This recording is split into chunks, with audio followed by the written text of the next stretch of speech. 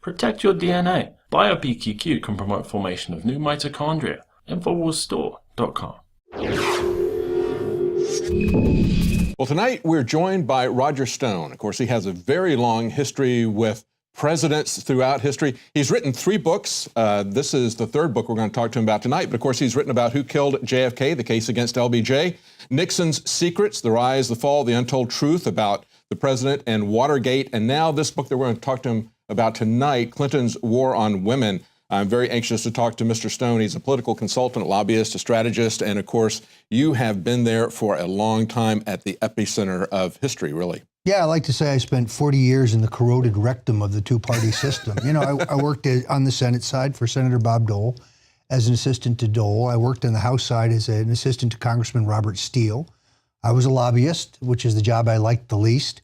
I'm a veteran of 9 Republican presidential campaigns, starting with Richard Nixon, who was really my mentor. Wow. I was the youngest member of the staff of the committee to re-elect the president, the notorious committee. Yeah, I went to the Watergate grand jury myself 3 times. Really? I was only 19 years old. Wow. I worked as a senior aide to Ronald Reagan in 3 presidential campaigns, 1976, 1980, 1984. I reluctantly came in at the end of the 1988 election to help George H.W. Bush. One of the things in my life I regret. I dropped in for the recount because Jim Baker, who had been Reagan's chief of staff, was a friend and someone who I owed politically. And in my business, if you don't pay off your debts, you're out of business pretty quick.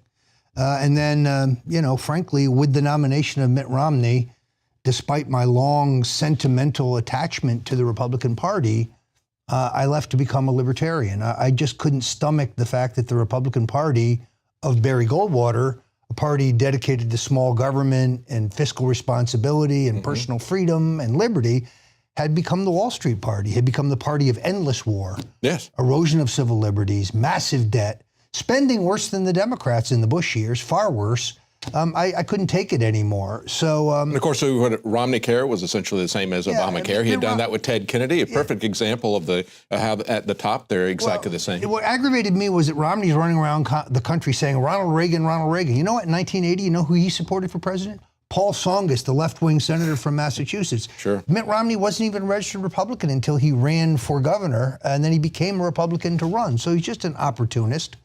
And he couldn't even sound like, you know, I'm a severely conservative. What does that mean? Yeah. The guy couldn't even talk the talk, never mind walk the walk. So I helped Governor Gary Johnson, who's a very accomplished and pro-freedom, pro-liberty, 2-term governor of New Mexico, who had a great track record for economic growth and personal freedom. I helped get him on the ballot in 48 states. And I found that to be both a great experience and a very frustrating experience, because the Presidential Commission on Debates is not appointed by the president. It's not a commission, and it's not about debate. It's about limiting debate to the 2 Tweedledum, Tweedledee, 2-party duopoly that stand for the same thing. They didn't want anybody to know that there was a 3rd choice. And of course, this is a guy who was a very popular 2-term governor as a Republican of a Democrat state. And they would say, you're not going to be invited to the debates because you didn't show up in the polls. But they wouldn't even put his name on the polls. Well, it's a self-fulfilling prophecy. If you're not in the debate, you can't rise in the polls. And if you don't rise in the polls, you can't get in the debate. And if they don't put your name on the poll, you're not going to do well on the poll either. So they've got it rigged multiple angles. And they changed the rules. As Ross Perot found out in '92, when you reach a certain level, or with Ron Paul at the Republican National Convention, you needed 6 states to have you needed a majority of 6 states to vote to have your name put on the ballot. So when Congressman Paul got to 6 states, they quickly changed the rule to 8. Yeah. They did the same thing with Gary Johnson. You needed to have you had to reach a certain number of the votes in 2 successive polls. So when he met that threshold, they changed the rule very quickly to 3. Yeah. They didn't want the people to know that there was a candidate who wanted to end the war in Afghanistan. They didn't want people to know there was a candidate who would have legalized marijuana and ended the war on drugs.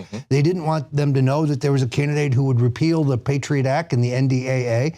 They didn't want people to know that those alternatives were even available. I met a very rich woman the other day, hedge fund manager, pro-liberty, and she said, I just didn't know what to do. I didn't want to vote. I didn't like Obama and I didn't like Romney, and I just felt I had no choice. I said, well, what about Governor Gary Johnson? She said, who? Yeah. She didn't even know he ran. Yeah. Because the New York Times never covered it. They barely mentioned his name as if he didn't even exist. And she lived in New York City. She was unaware that there was an alternative. Now, of course, you've been at the epicenter of politics, as you point out, going way back, going back to Nixon when you were actively involved. You got interested with Barry Goldwater, but of course, recently you've been at the epicenter of everything with Donald Trump. Until August, you were one of his inside campaign advisors. Now, he's somebody who knows about the war on drugs. Let me give you this quote going back to April 15th, 1990. He met with some people. He blamed the country's drug problems on politicians who, quote, don't have any guts. He said enforcement efforts were a joke. He said we're losing badly the war on drugs. He told 700 people at the luncheon Friday, you have to legalize drugs to win that war. You have to take the profits away from the drug czars. You and I both know that's exactly true. Yes. As libertarians. So yes. Is he going to come out with that? Is he going to be able to do that with the Republicans, or is he going to have to wait until the general election to say first something of all, I like think that? it's important to understand that Donald Trump is a man who has never had an alcoholic drink in his entire life, not even a glass of wine. His brother died of acute alcoholism, so addiction is something that he's experienced firsthand. But he understands that incarceration, which is very expensive and ineffective, is not the solution to the problem, and that the enforcement efforts are just expensive and failed. So, yeah, I think he would seek to view drug addiction as a health problem, not a law enforcement problem. And he realizes when you compare the dollars to the results that the war on drugs has been a big, expensive failure. Trump is about results. He's a businessman. And it's failed for 44 years. Right. Businessmen look at any program or any business in this case, because government really is a business, and they look at the cost and the effect to see if anything they do has been cost effective. You got a lot of people that are talking about that right now. This weekend, you had Chris Christie had a viral video that came out where he's talking about a friend of his who got addicted to prescription drugs, talking about how the war on drugs is a failure. We need to treat it as a medical situation. But of course, he's still for having the law enforcement branch of this. He doesn't want to legalize marijuana. As a matter of fact, Chris Christie would come after the states who have legalized it, like Colorado. And I'm really confused about his situation. Yeah, but you've also got others who are now coming out. You know, Jeb Bush is talking about his daughter now, when before he was coming after the newspapers that they talked about her. Now Jeb Bush is talking about his daughter who was addicted to alcohol and prescription drugs. I think Jeb is concerned because he is worried that his own background as both a drug dealer and a drug user, when compared to his support for much tougher penalties, mandatory penalties for those caught with small amounts of drugs, is a question of epic hypocrisy. Senator Rand Paul raised this question. I mean, the truth is, because Jeb Bush is white and privileged and wealthy, he can do drugs and pay no penalty. Yeah. But the poor African-American guy who gets caught with a little bit of marijuana for his personal use in Florida, I can tell you where he's going. Yeah. Jail. Yeah. So exactly. I think he is concerned that that some of his earlier dealings are likely to become public, and therefore he's now trying to soften his views as the macho drug warrior that he is. I have a book coming out in January, Jeb and the Bush Crime Family, yes, which really details Jeb's early days and his involvement with drugs prior to his government service. That's one I really want to read, and I really want to have you back to talk about that, because right now, I guess he'll still be there because he's got a lot of money that he collected when he began, but he's not collecting any money right now, and basically his exclamation mark has gone flaccid. So he's going to be it's going to be a must-win situation for him in New Hampshire. Your book is going to come out just a few days before the New Hampshire primary. Yeah, and I purposely, because my book is it's an act of political action. And there's a lot of questions in there that I think he needs to answer. But if the book published now, he would have a year or he'd have 5 months, 4 months to figure out how to answer these questions, and they'd go poll them and focus group them and and massage them and so on, and you get these qualified responses. No, I think that in essence, the Bushes and the Clintons are in it together. Not long ago, you remember Hillary started attacking Jeb. That's because Jeb was starting to flag in the Republican contest, and she was trying to elevate him. This is her preferred They're opponent. bookends, and of course that's the way the entire Republican-Democrat situation has been. They elevate each other. Well, Jeb isn't going to raise the question about Bill's involvement in cocaine running in the United States when he was governor of Arkansas, because his own father was involved. So it's kind of checkmate. They'll never, Jeb will never get in Hillary's face. Jeb gave Hillary a medal How do you run against somebody who gave a medal for public service? Exactly. And we'll talk about that when we come back, what was going on with Jeb and Jeb's father and going on with Noriega down in Central America. Stay with us. We're going to be right back. We're going to take a quick break, and we'll be right back with Roger Stone, political consultant to Donald Trump, among many others, many former presidents as well. We'll be right back. I began to get into iodine a few years ago because it was helping me and my family so much get healthy and detoxify. I believe our research is conclusive. This is the best iodine out there. And I know this for a fact. Nobody else has got iodine based on these pure crystals, ladies and gentlemen. For a limited time, experience the ancient power of Survival Shield X2. I believe our research is conclusive. This is the best iodine out there. Take advantage of this at InfoWarsLife.com. And why wearing a Hillary for President t-shirt might get you punched in the face. They thought it said Hillary for President. He said, I was seconds away from sending my bar back over here to punch you in the face. Since you're wearing a Hillary for Prison shirt, you don't have to buy drinks here. Everything's on the house. Hillary for President! Hillary's not surging, I tell you that. They're not saying that. They're not saying, thank you.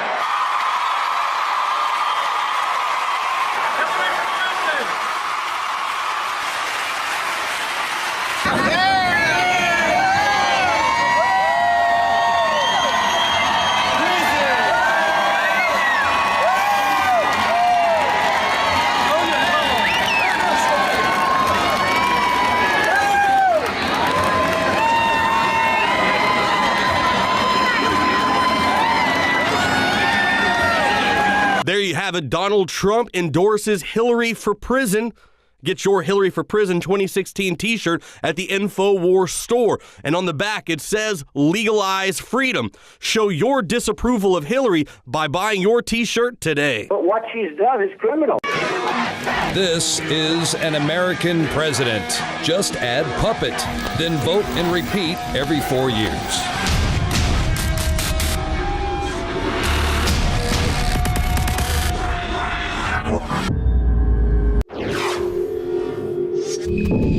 Welcome back. Joining us now is Roger Stone. We're continuing the interview on his book, The Clintons, A War on Women. And let's talk about this book. Now, we talked about what's coming up down the road in January with Jeb and the Bushes, the expose that you've got with that. And of course, you mentioned they are bookends, perfect bookends, just like the Republican and Democrat parties themselves. They have this phony war, and yet they're both on the same team on so many different issues.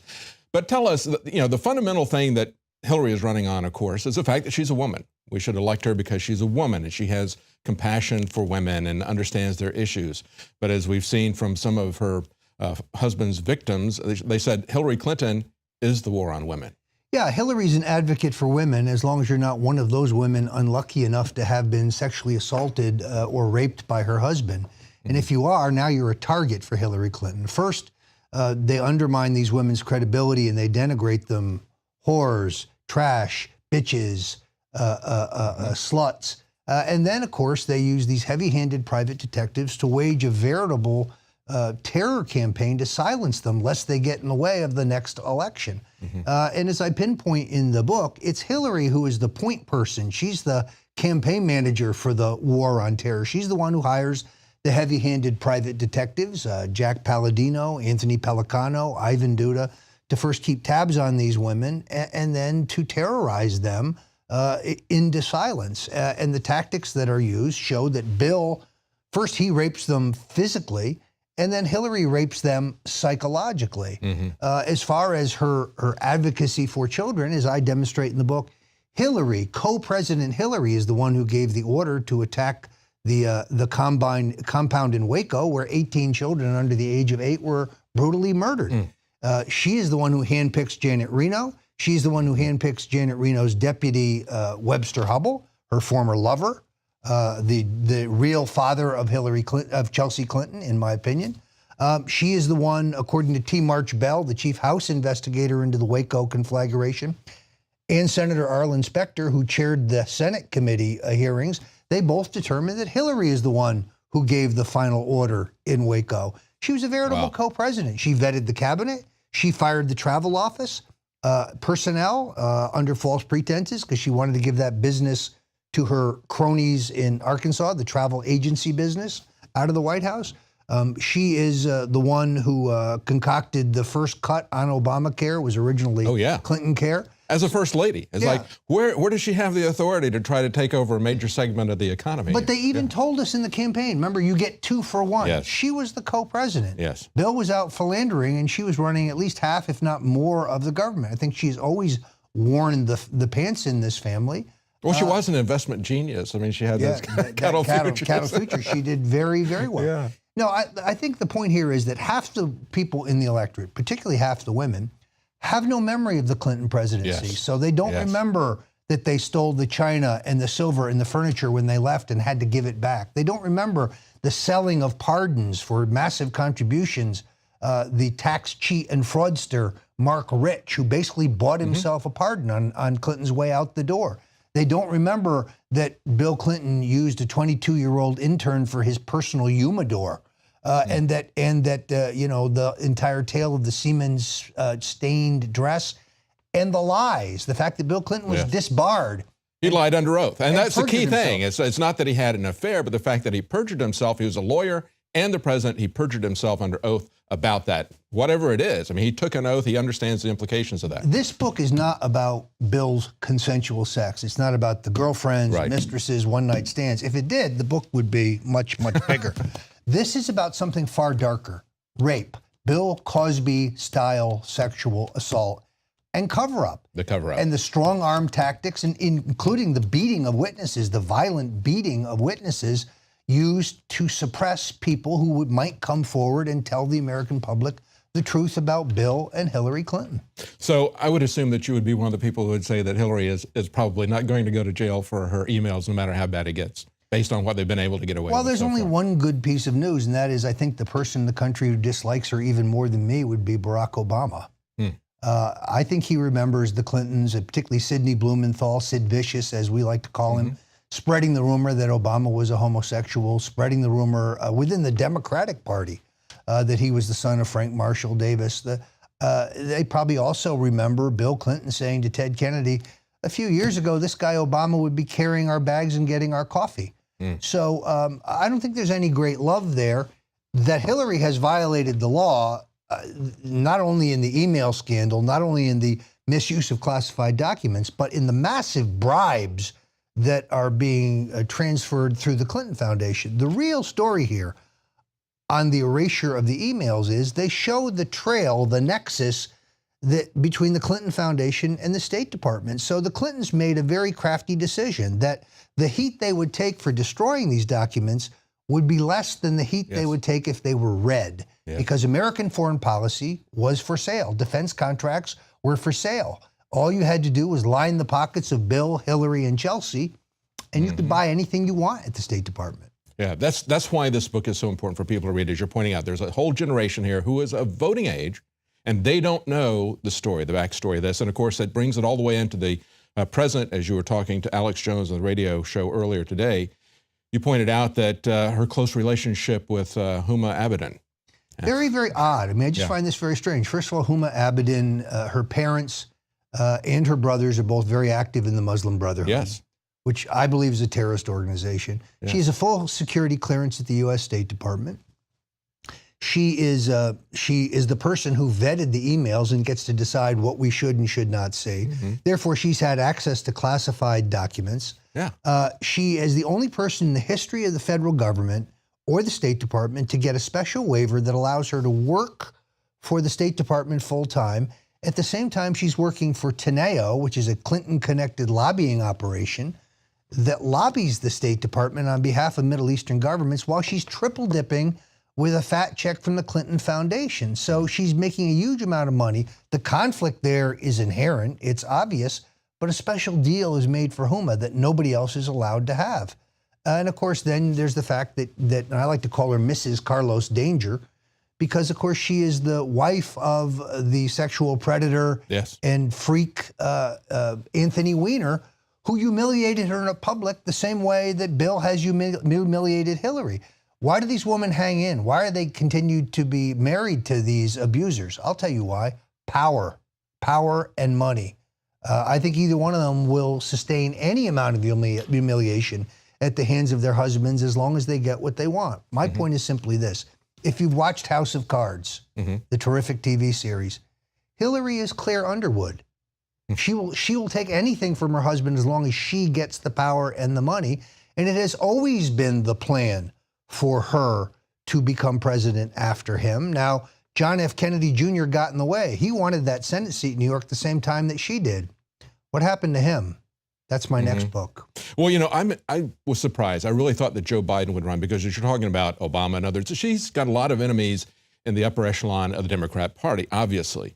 And I really thought that they were going to coalesce behind Joe Biden. What do you think as a political analyst and consultant inside? I still don't think he's out of this race. If justice is served and she is indicted, which I still think is entirely possible, then Joe Biden doesn't engender the ire of the feminists that he would have gotten by challenging her. Now he's answering the call of the party to save the situation, stepping in and saving the party, because unfortunately, Hillary jammed herself up with these legal problems. When I saw Barack Obama standing next to him in the Rose Garden, that's when it occurred to me that the fix may very well be in.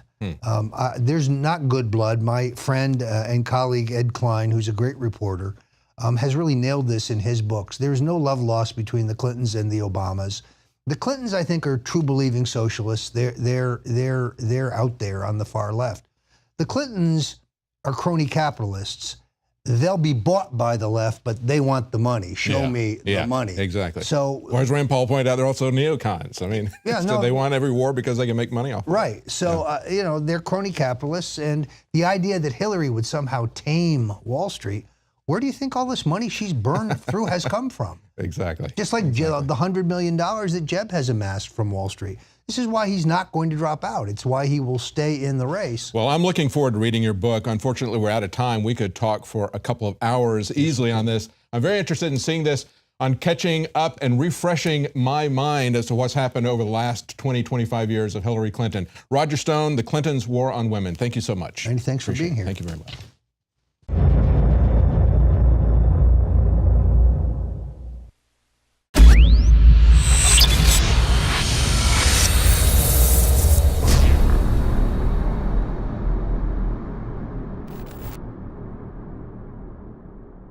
Knockout is back. If you want a product that has 10 known ingredients that naturally get your body to relax, your brain to relax, so you get deep, restful sleep, Knockout's it.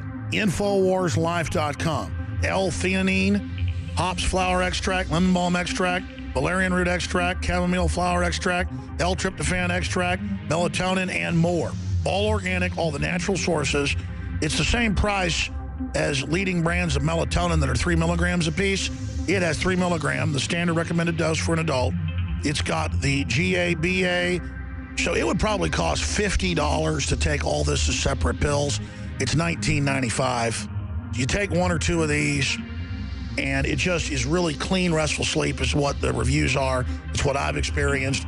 And it just synergistically puts everything in there. InfoWarsLife.com. That's InfoWarsLife.com. Or call 888-253-3139. You are watching the Infowars Nightly News, which airs 7 p.m. Central at InfoWarsNews.com. And your support is helping us defend liberty worldwide.